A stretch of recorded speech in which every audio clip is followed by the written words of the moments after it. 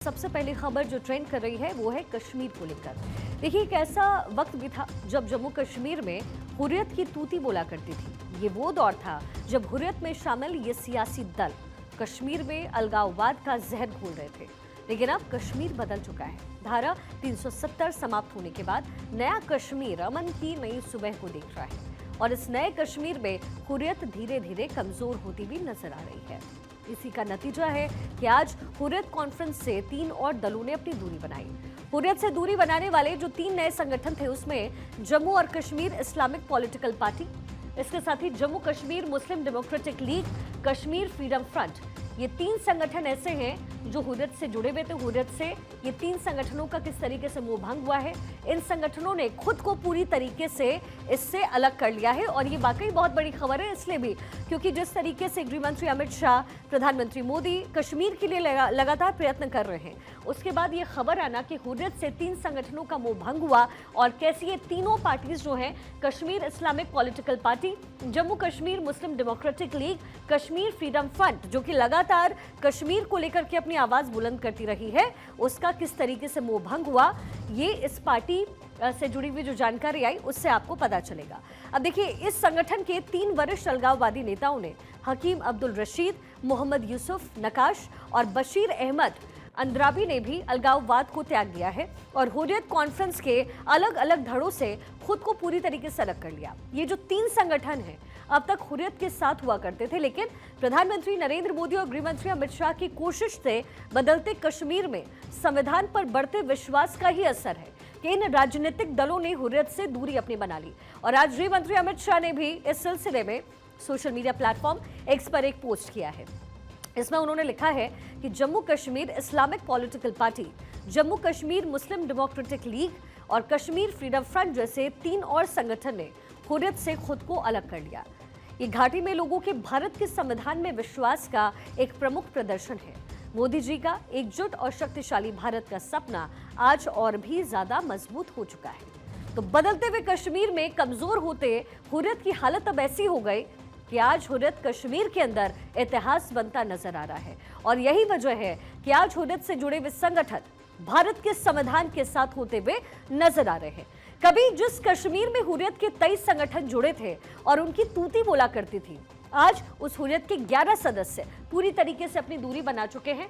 पहले 23 संगठन थे जो हुर्रियत की बात करते थे, लेकिन 11 संगठन अब तक अलग हो चुके हैं। जो बचे हैं वो है 12 संगठन और जिनका प्रभाव है वो लगभग ना के बराबर ही बचे हुए हैं, लेकिन एक एक करके ये अपनी दूरी बना रहे हैं। और 12 ही सदस्य इस संगठन में अब तक बचे हुए हैं जिनका प्रभाव भी ना के बराबर नजर आता है।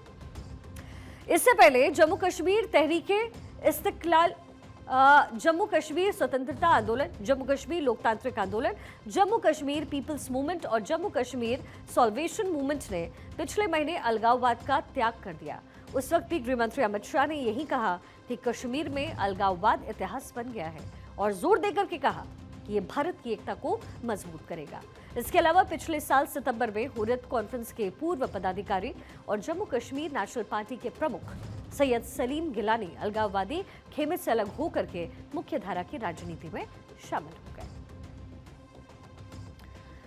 अब हम आपको जम्मू कश्मीर लिए चलते हैं, जहां पर देश के गृह मंत्री अमित शाह ने एक ऐसा ऐलान किया है जो कि भारत की सीमाओं को अभेद्य किला बनाने की दिशा में एक मास्टर स्ट्रोक साबित हो सकता है। दरअसल गृह मंत्री अमित शाह जम्मू कश्मीर के 3 दिवसीय दौरे पर हैं, जहां कठुआ में बीएसएफ की चौकी पर पहुंच करके उन्होंने कहा कि अब देश की सीमाओं को हाईटेक बनाया जाएगा, इलेक्ट्रॉनिक सर्विलेंस सिस्टम लगेगा, सुरंगों का पता लगाने के लिए आधुनिक तकनीक का करेंगे इस्तेमाल और आतंकवाद के खिलाफ जीरो टॉलरेंस की नीति अपनाई जाएगी। यानी दुश्मन चाहे जितनी साजिश रचे उसे धूल चटाने की तैयारी गृह मंत्री शाह ने, प्रधानमंत्री मोदी ने पूरी कर ली है। बीएसएफ का बड़ा उज्जवल इतिहास है देश की सुरक्षा के लिए। पूरा देश जानता है कि बीएसएफ हमारी सुरक्षा की प्रथम पंक्ति, और ये दायित्व हमेशा बीएसएफ ने बहुत सुपेरे निर्वहित किया। पाकिस्तान से के साथ जितनी भी जंग हुई, हर जंग में सेना जितना ही बड़ा योगदान बीएसएफ के हमारे जवानों का है। आज इलेक्ट्रॉनिक सर्वेलेंस सिस्टम जो हम खड़ा करना चाहते हैं, इसके 2 मॉडल बने। वो दोनों मॉडल पूरी सीमा पर लगने के बाद आप लोगों को सूचना प्राप्त करने के लिए और कुछ भी हरकत होती है तो तत्काल रिस्पॉन्स करने के लिए ढेर सारी अनुकूलताएं टेक्नोलॉजी के माध्यम से हो जाएगी। अब जाहिर है सवाल उठता है कि ये इलेक्ट्रॉनिक सर्विलेंस सिस्टम आखिर होता क्या है, और इसे आपको इस तरीके से समझाते हैं कि ये एक ऐसी हाईटेक आंख के तौर पर काम करेगा जो दिन रात बारिश धूप और हर एक मौसम में सीमा पर नजर रखेगी। जैसे कि ड्रोन, सेंसर, कैमरे और जो सैटेलाइट है उसके माध्यम से पूरी चाक चौबंद प्रबंध उसके किए जाएंगे। दुश्मन को चेतावनी देने का जो है ये काम करेगा। और कहीं ना कहीं गृहमंत्री अमित शाह के द्वारा जब ये कहा गया है तो वो दुश्मन देश जो आंखें तरेरते रहे हैं वो भी 2 कदम पीछे हटने को तैयार हो गए हैं। गृहमंत्री अमित शाह की तरफ से कहा गया कि हम हर एक साजिश को नाकाम करने की कोशिश कर रहे हैं। और जाहिर है गृहमंत्री अमित शाह जब इस तरीके के स्टेटमेंट देते हैं तो इसका असर कहीं हो ना हो, लेकिन पड़ोसी देश पे जरूर होगा, पाकिस्तान पर। और कहीं ना कहीं उसे ये समझ में जरूर आएगा कि अब वो दिन वापस नहीं आने वाले हैं। गृहमंत्री अमित शाह की तरफ से ये स्टेटमेंट दिया गया। और जो कि ड्रोन सर्विलेंस सिस्टम जो है उससे लैस करने की तैयारी बॉर्डर्स को हो रही है, तो जरा आप सोचिए कि कैसे जो पूरी निगरानी है, जो प्रबंध है वो किए जाएंगे। और ये जाहिर है ये देश के लिए एक तरीके से प्रोटेक्शन का काम करने वाला है। दुश्मन को चेतावनी दी है कि अब खेल खत्म होगा और देशवासियों को भरोसा है कि उनकी सुरक्षा में कोई कसर नहीं छोड़ी जाएगी।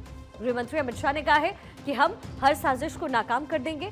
ये सुनकर के याद आता है साल 2019 जब धारा 370 हटी, तब भी विपक्ष ने हंगामा किया कि कश्मीर में अशांति फैलेगी, लेकिन आज कश्मीर विश्वास की राह पर और विकास की राह पर अग्रसर है। आतंकवाद की कमर टूट गई और पत्थरबाजी की घटनाएं जाहिर है इतिहास बन चुकी है। ऐसे में ये नया सिस्टम न सिर्फ तकनीकी ताकत देगा बल्कि जवानों का मनोबल और बढ़ाएगा। और हाँ, ये सिर्फ कश्मीर तक सीमित नहीं रहेगा। देश की हर सीमा, चाहे वो पाकिस्तान के साथ हो या बांग्लादेश के साथ, इसे मजबूत करने की जो योजना है वो गृहमंत्री अमित शाह इस समय बना रहे हैं। अब थोड़ा आपको पीछे लिए चलते हैं। साल 2014 से पहले क्या हाल था? सीमा पर घुसपैठ आम बात हो गई थी, आतंकी हमले होते थे। लेकिन पिछले 10 साल में सर्जिकल स्ट्राइक, एयर स्ट्राइक और अब हाईटेक सर्विलेंस, ये बताता है कि नीयत भी साफ है और नीति भी मजबूत है। यानी ये एक विजन है, एक संकल्प है। कुल मिलाकर के ये खबर देश के लिए एक गेम चेंजर साबित हो सकती है।